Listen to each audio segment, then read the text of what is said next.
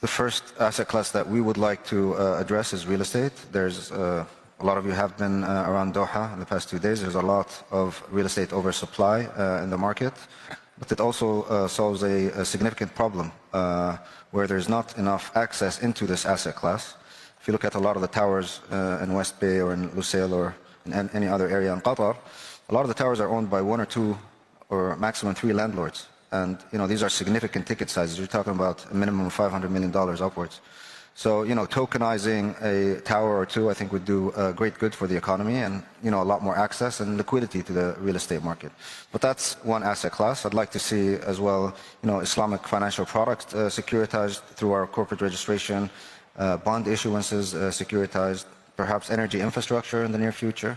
But what I'm saying is, through our laboratory, I would say, which is our corporate registration, we can experiment without, spreading the risk all over the rest of the economy. It'll be a contained environment. If anything goes wrong, then that would be contained within the Qatar Financial Center environment, and the risk would be managed efficiently. So, a lot of assets, I think. But we're going to start with real estate, and then we're going to start with financial products as well.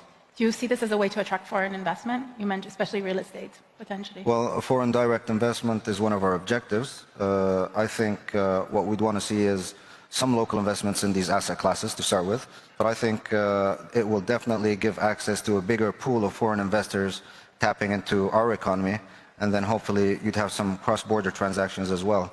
On harmonization, I think that's a great idea. If we can, I think, if there was any harmonization to happen within the digital asset space, I think the best bet is that it would happen between financial centers, because we're a lot more efficient and swift in terms of amending regulations. I mean, it takes us less than 3 months to set up a financial services regulation and then get public consultation on it and then enact it. So we're pretty swift, and I think the same applies in DIFC and ADGM.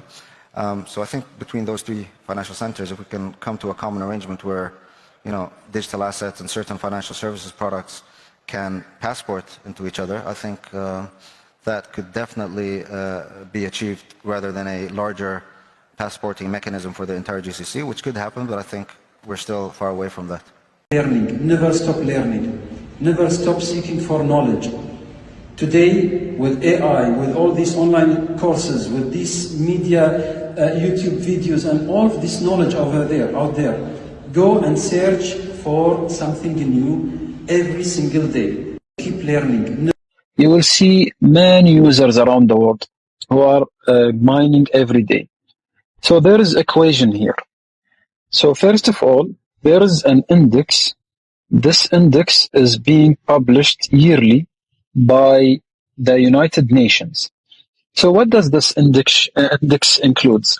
It's called the Global Country Wages Index. So what is the Global Country Wages Index? It means that every country has an approximate income for every population in their country. So they calculate it like, let's say, for example, Nigeria, I think it's $400 average income for the Nigerians per month. Indonesians are $340 each month. So what we do, we calculate the total number of coins, and after KYC, we will see which coins are related to which countries. And then we will do the global average income ratio. And based on that, we will divide it with the total income ratio, and we will have the token or the coin price. So this price would be almost stable, because we will have within a year a huge number of people who are mining every day. And those number of users, they are calculating a very clear value. So we will divide people, let's say, into different categories. One category is rich people, where the rich countries are. And the other one, which let us call them the low-income people. So the low-income people, they will mine. Usually they are looking for incentives, because every time they mine, the total global ratio will show us a total coin efforts. So for now, we take 10 seconds from your time every day. That's the effort of your mining and validation process. So these 10 seconds, we generate 10 Sidra coins for them. 8 of them, they go to the main faucet.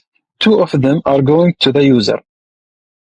Based on this ratio, 8 to 2, the 8 is used to secure our network and to make it more solid and to create more incentives, maybe more solid coin in the future after stopping the incentives. Why do we need a solid coin? So we don't have a floating coin. We are trying to make our coin more stable. So based on that, the pricing method is generated. So we are working on this algorithm. This pricing is going to be almost a stable coin. It's not $1, but it will be some value. It has some value. Maybe it will be very less. Maybe it will be normal price.